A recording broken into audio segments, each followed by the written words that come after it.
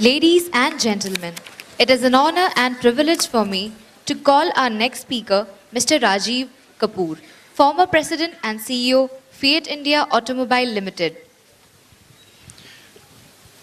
I would like to request our beloved Bala sir to welcome Mr. Rajeev Kapoor with the bouquet.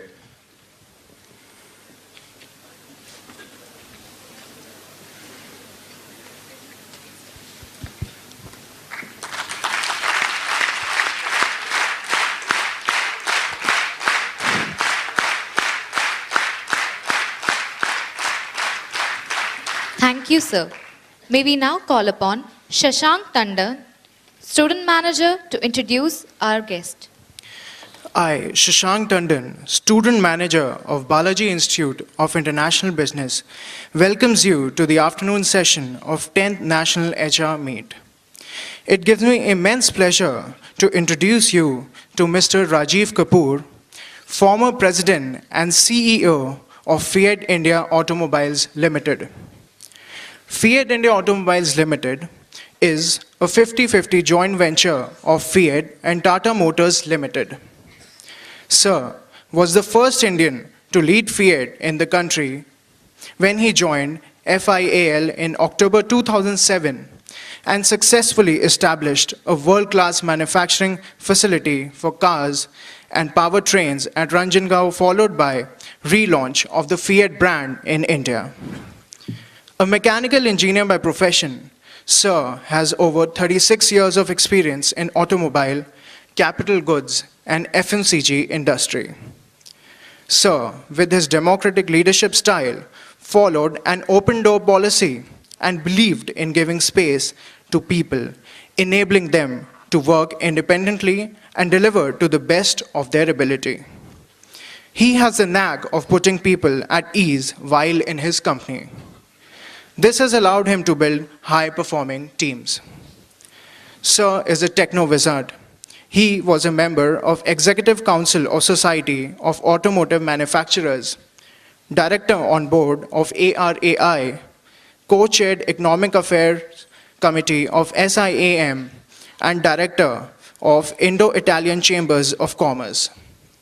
A qualified assessor for MBTI, he was named as one of the top 100 tech personalities of India by Exhibit magazine in 2010 and was on the cover of Manufacturing Today magazine, August 2011 issue. Sir, the podium is all yours.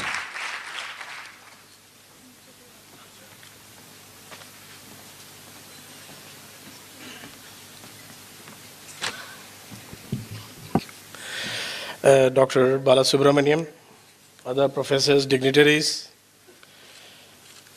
ladies and gentlemen, and my friends here.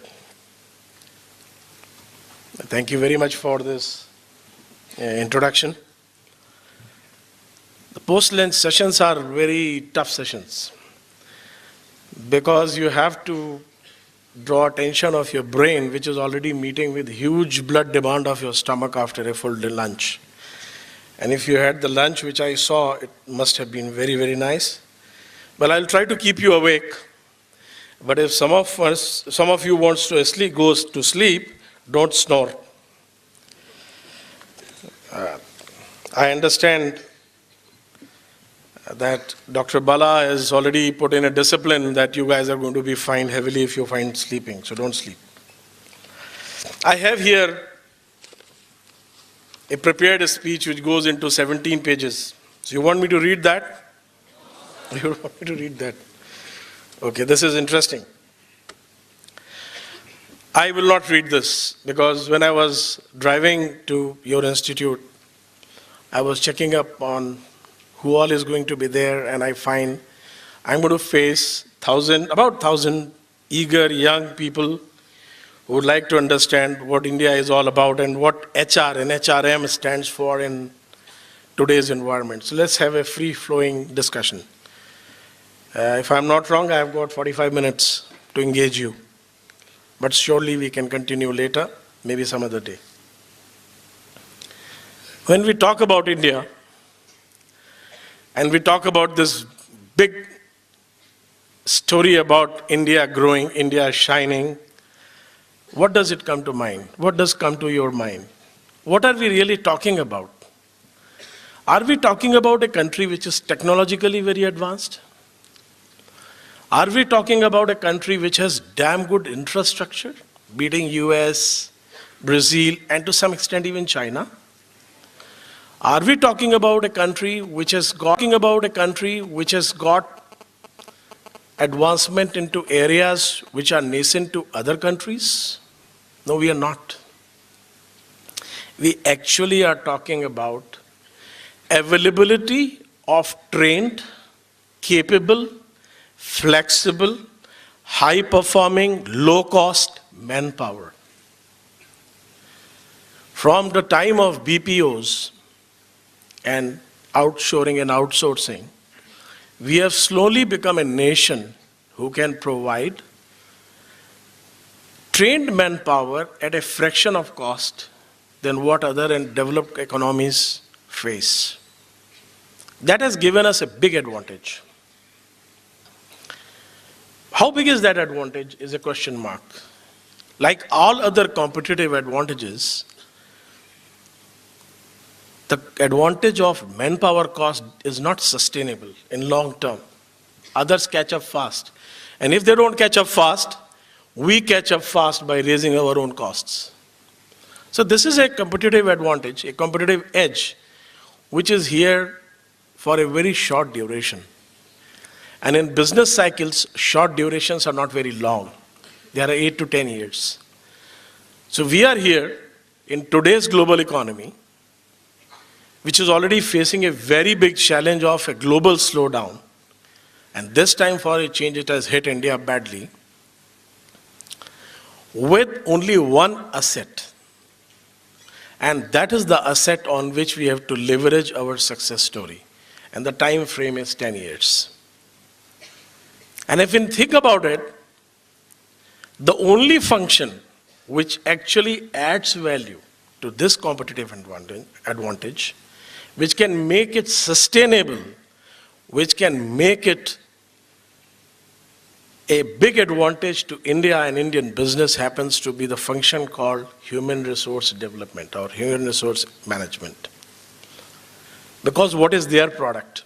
Their product is trained, capable, employable people. So HR is going through a transformation which they never imagined would happen to them, and they never thought it'll catch up with them so fast. You all are not coming. Many of you may not have seen a factory or an industry where HR function is far more visible than in offices. HR some time back, not long back, some time back, was called personnel function. It was a corner office where you were called either to give you an envelope, which was called your increment letter at the end of the year, or for a reprimand, a charge sheet for misbehavior, or for telling you that you were late for 2.5 days so you won't get salary for those days. So it was a terror going to that office. Because you went there, we didn't know what that envelope held for us. And there was no discussion. So you are here, this is your increment, thank you very much. You want to continue, please continue. You don't want to continue, you can find job across the road. But the time is gone. The time is not there. Because we are not talking about a market where our only competitive edge is trained, flexible, deployable manpower. And we have to optimize that advantage to our best benefit. That throws up a lot of challenges to HR function. And those challenges are absolutely different from what happened so far. So we had a department which was trained in being a family, a closely held family, acting on their own, on the rule devised by them. Their main job was to deploy the rules for discipline, do a bit of organizational development, find skill gaps and do training, go out and find talent, find methodologies for retaining talent. But with this big change for India. All this is going to change, and it's already changing. The role of HR is no more this classical role. The role of HR is now to build upon this competitive advantage to their best ability and make it a business process. So from a support function, which was sitting in a corner, the HR has now come into mainstream. They are now a strategic function. Don't ever be mistaken that HR is still a function which is called classically a staff function. They are a mainstream function. The top guys in the HR sit in board meetings. They are involved in business strategy. And no business model or a business strategy can ever be prepared without involving HR. And this is more true for companies who really want to make a global presence, who want to be profitable, who want to keep their advantage or their strategic advantage alive all the time. And world is changing very, very fast, my friends. When others are out to copy us, they are talking about changing labor laws, they're talking about reducing cost of labor, they are talking and questioning why should a job be offloaded to India. And there are global economies which are in competition with India, economies like China, Brazil, Russia, Serbia, which are coming up with much more flexible trained manpower, which have now started becoming multilingual. Advantage we held so far since the British rule, that we knew English. So HR's role has changed and is going to be changing and evolving as we go forward. So they are part of our strategy. They sit in boardrooms. They are very much in process when we talk about a new business, a new product, a new process, a new marketing strategy. They are very much there. Because ultimately they are responsible to provide the basic and the most important resource for making that initiative successful. People. That's why I'm a great believer in power which people bring to a company. And that power is something which nobody can take away from us. But we have to be very cautious about what we have to do. Like all given processes in a company, HR also has to follow a process. They have to understand the need of an organization. They have to understand the need of its product. They have to understand how that product sells in market and why should consumer be purchasing that. And then they have to devise methodology by which they can choose the best to produce, sell, market, and deliver that product to ultimate consumer. That's the economic cycle of a business. And how do they do that? There cannot be any ad hoc approach like the past few years. The approach has to be very simple. They have to understand what does the company's business need. Let me ask you a question. When we talk about a frontline salespeople, do you believe that a frontline salesperson working into Big Bazaar will be having the same profile as a frontline person working into Arcelia or in Tanishq or in Mont Blanc upmarket brand store? The need of that business is entirely different. So there is no one fixed model which can fit there. So the HR of Big Bazaar has to work on a very different mind frame and a different selection process for people who are going to man their cash counters and of course on the floor to support customers. Then people who are going to be in upmarket brand stores like Pepe Jeans. So that the HR has to start understanding what the business stands for. What is the value we are delivering to a customer? And then modify their process to meet those requirements of the company and business. So it's important for HR first to understand what does the business stand for. Very easy said than done. Because the classical HR managers were not trained for it. They are classical HR managers who came from the stream of HR, were never exposed to the economic realities of business. They were never exposed to the marketing and product development. They were never exposed to the consumer and customer needs. So that's the first big challenge which every HR manager has to face today. Train himself in understanding the company's business and its product. The second would be, how do we make this product come into being and reach the consumers? The third is, what is the process by which we would be able to prepare people to execute this process successfully? The fourth is, how do we measure that we have succeeded? How do we measure that we have produced people who are really delivering this value to customers? And then do a correction cycle by training and retraining, and by identifying training needs for such people. And that's the challenge which HR faces today. And that's the challenge they are going to face as we move forward into a very challenging environment of what we classically sometimes call global economy. In the real sense, India actually has not become global. We have entry of a lot of foreign brands and companies into India, trying to make India base and take advantage of this singular competitive advantage I just talked about. There are very few Indian companies which have actually forayed out and created a footprint outside and making a brand as an Indian brand. You can count them on your fingers. So we are actually talking about an environment where we are going to meet need of these global requirements within India by changing the way HR has to address this. So there has to be a shift in the functioning of HR from a very rigid, family-style domain working of an HR. They have to become open, interactive, communicative, flexible, responsive,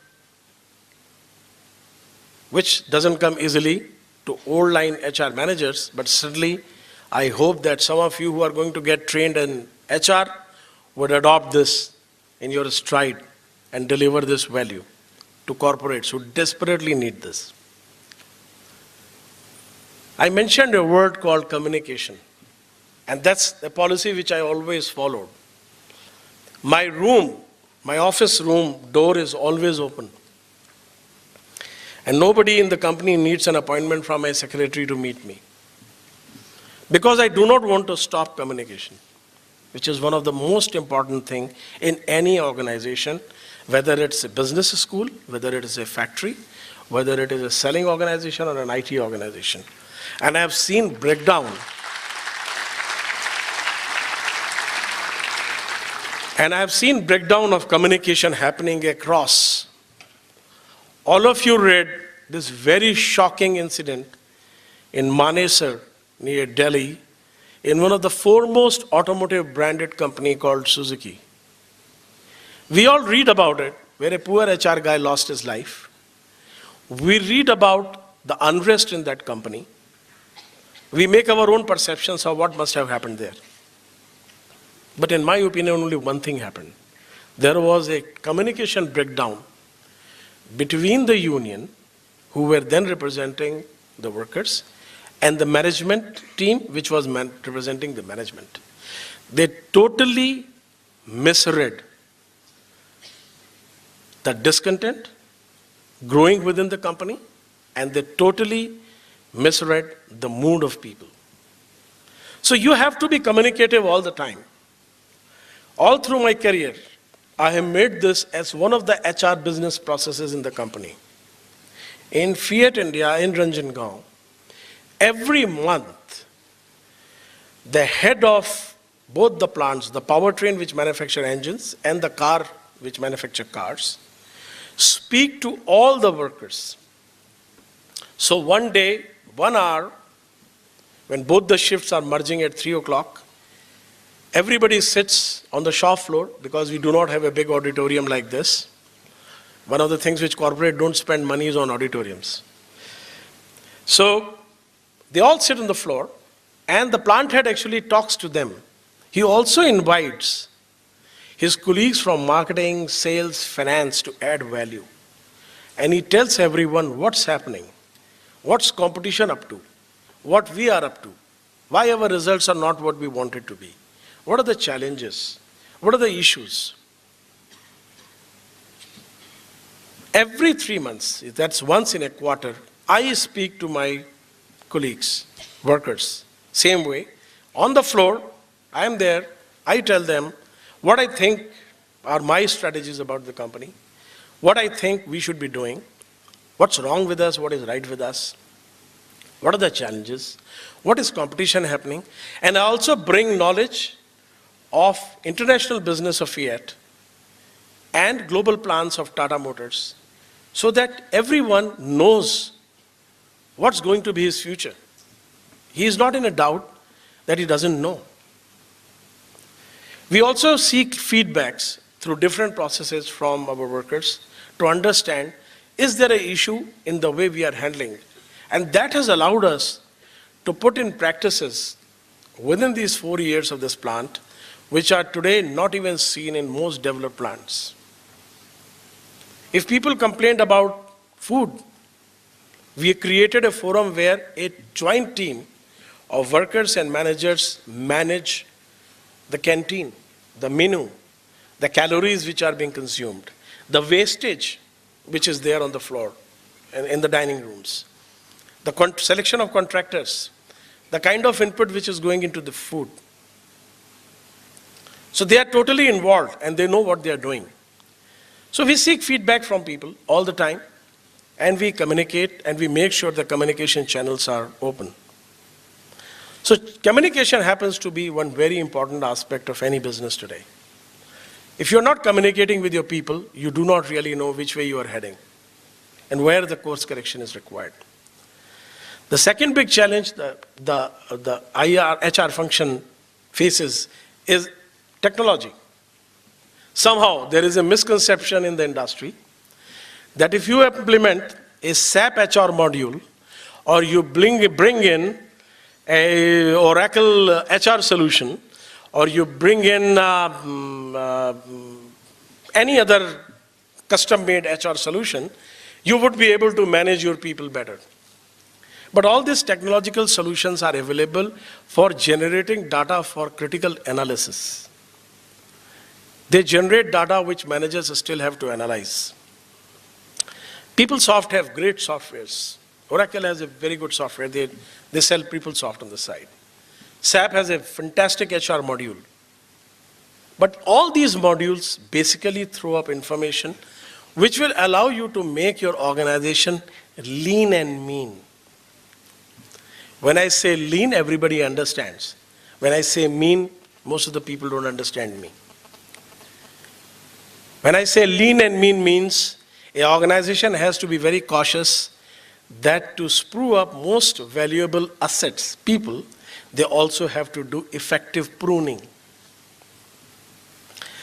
So, to retain 10 high performers, if you have to prune one bad performer, that should be acceptable within the organization. But that doesn't mean that you sack the guy. Every person has a domain, so we need to find the right place for that person to go. But all these softwares only give you this insight. In an organizational structured way, a very structured report. But the knowledge about how to manage an organization, how to build an organization which is built on trust and faith, an organization where everybody is fruitfully engaged and delivering is job which HR still has to do. And that's the second biggest challenge they face today. The third challenge is that they have never been exposed to the money part of business. Most of the HR managers sit in their offices, they have nothing to do with the balance sheet of the company. Understand this more clearly. In an organization, there are several functions. There's a function called marketing, which is today's most fancied job, it appears. What do they deliver to the organization? They deliver value in terms of generating inquiries, inducing trials, bringing customers to purchase. There is a sales function. What is their job? Their job is to ensure that the product is available on the shelf in right quantity, in right variance, at the right time, when the marketing brings those customers in. Very different definitions maybe from your class book, but these are. So there is a finance function which generates all the cost-related data, P&L, cost analysis, cost variances for senior executives to brood over. There's a purchasing function. What is their job is to purchase the best possible material in the right quantity, at the right time, at the right place. So then, given in the same context, what is job of HR? The job of HR is to produce and provide the right kind of people with right skills at the right time, at the right place.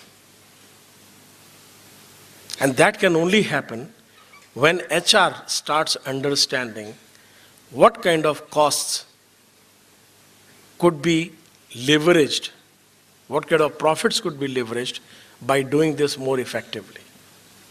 So the job is not there, and pardon by saying that with apologies, to visit management institutes and hire aspiring postgraduates and graduates, bring them for a group discussion into the plant, make all the vice presidents sit around and pick and choose whomsoever they fancy. But that's not the job.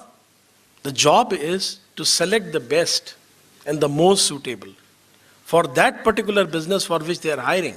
And as I was saying just now, every one of you and every one of your senior colleagues, your friends, are totally employable. They have unique skills, but their unique skills may not be unique for a particular business and may be a big advantage for another business.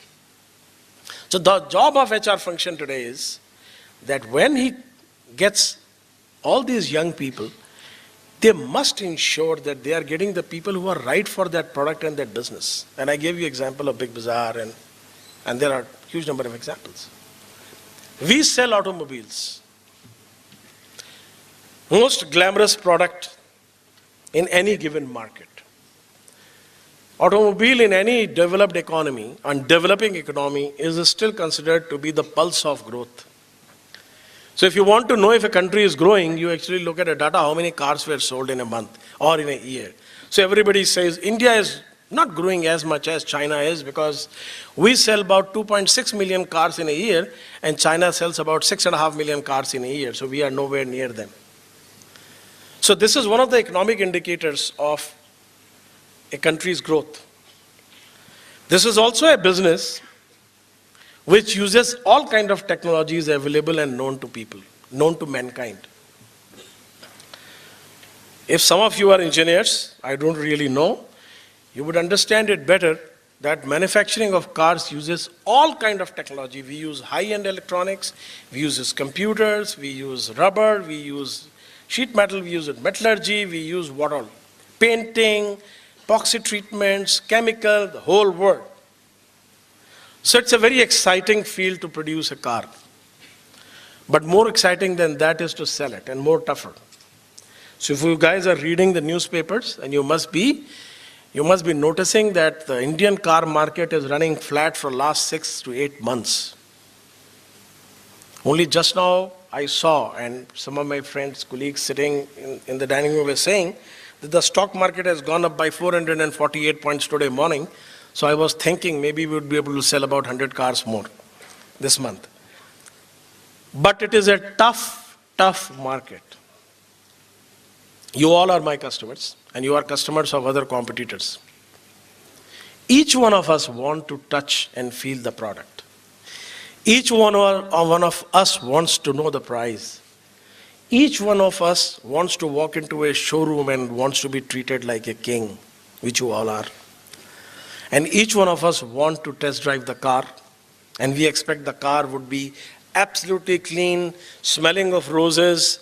There would be a customer handling person or a salesperson who would be free to talk to me, explain me all the features, give me a financial model which can make this car affordable to me, and I will collect all this information and walk into another showroom. And I would do that for 5 showrooms before I actually decide or not decide to purchase a car. Now look at the demand this business has put on us with regard to the manpower we need in our showrooms. We need salespeople in our showroom who not only understands the technology of a car, he has to also understand how to treat a customer. He has to be polished, wearing good clothes, clean clothes, maybe a suit and a tie. He has to be communicative, to communicate to you properly. He has to have the ability to engage you in a discussion. And he has to still sell you a car and make a financial proposal. Now, if I put it all on a chart, most of the HR guys will say this is impossible because you are talking about 10 different people. So that's the kind of demand businesses can put on HR today. And they still have to hire a person, train and retrain them, and keep on training them, and make them more and more employable for selling cars. And then what happens? 8 months down the line, maybe a year, the person becomes aspirational and he wants to join a BPO and he disappears. So we keep on doing it again and again. So the attrition rate of salespeople in car showroom is practically 100%. So every year we refresh the salespeople. And every year HR has to find the right candidate. So we run practically a training school in the backyard for keeping people happy and be available on the showrooms. But let's look at the challenge part of HR function. They have such diverse needs coming out of an organization. There are production people who want good technical guys, and they keep on complaining. People coming from engineering colleges are not of right skill. They don't understand anything what we want to do. We want to train them. So please find the best. Then there are functions like E&D. We want solid, deep-rooted engineers who understand finite element analysis, 3D modeling, the works. Then we need purchasing guys who want people who should be trained into negotiation skills the day they are employed. So HR function's role has become very, very challenging. And the need for HR is to totally and rapidly adopt to this change.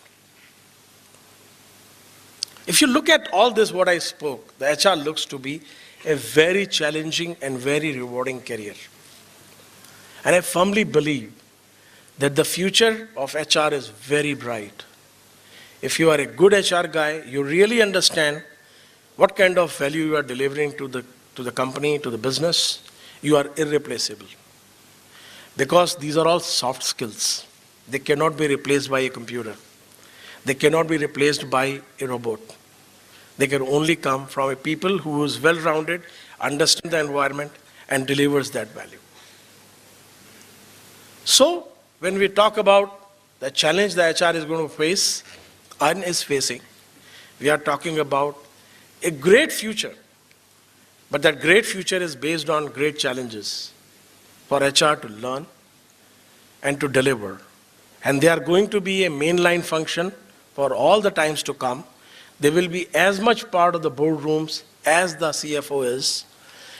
And as a matter of fact, I make my HR head sit next to me in any board meeting, because he is one of my most important assets on which I am basing my business to take the challenges of the future. Thank you very much, all of you, for paying attention to what I was saying. I am open to questions, and we can interact anytime in future. Thank you.